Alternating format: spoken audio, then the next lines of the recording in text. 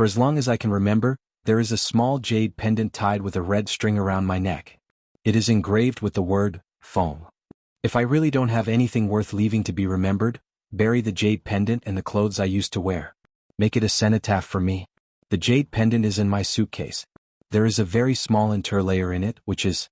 Speaking of which, as long as you want to find your biological parents, you can find them with this jade pendant. These things have to be done by yourself and no one else can do it for you. So, the most important thing is to survive. Don't talk nonsense with me about dying. Li Nanheng's face was cold. Either go back alive or die here. No one will have the leisure to build a cenotaph for you, and no one will commemorate a dead person with such a low sense of existence, so survival is the most important thing. Death is not worth it at all, understand? Feng Ling smiled, but her smile did not reach her eyes. I don't want to find my parents. Whether I live or die is my own business. I don't need any so-called parents or relatives to be sad for me, nor do I need anyone to worry about me. Really? Don't you care about me? The man's voice suddenly became a little cold. Feng Ling paused and then looked at him again. After watching for a moment, she suddenly asked in a low voice, "Why are you not surprised that I am a woman dressed as a man? Not angry? Do you think it's the time to be surprised?" Li Nanheng knew that she wanted to keep awake by talking, so he patiently talked to her and fixed the rattan around her waist.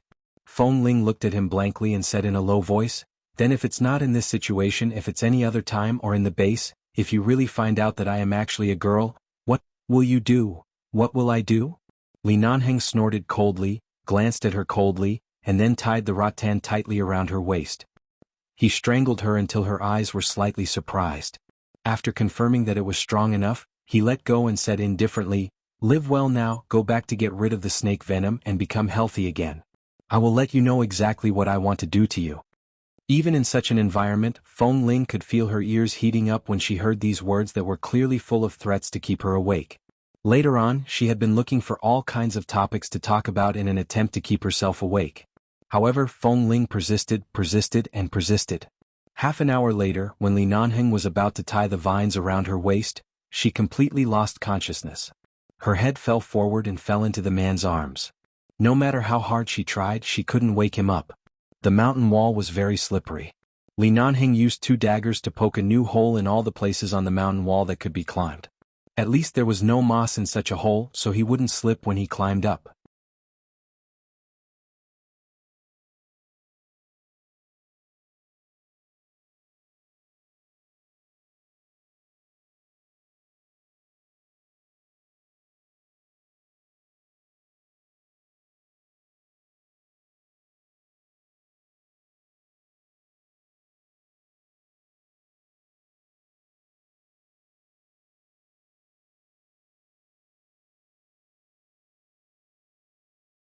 It's not very popular this year.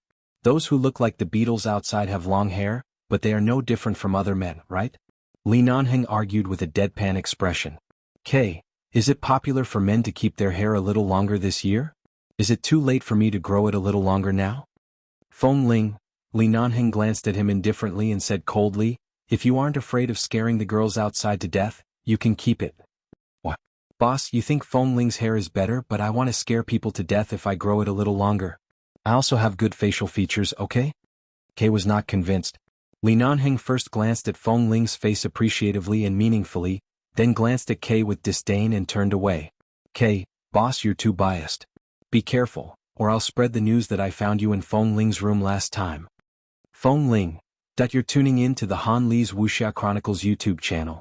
We're so grateful for your support, and don't forget to subscribe to join us on this incredible journey through captivating stories.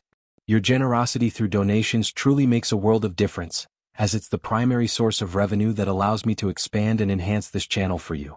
Thank you from the bottom of my heart for being a part of this adventure.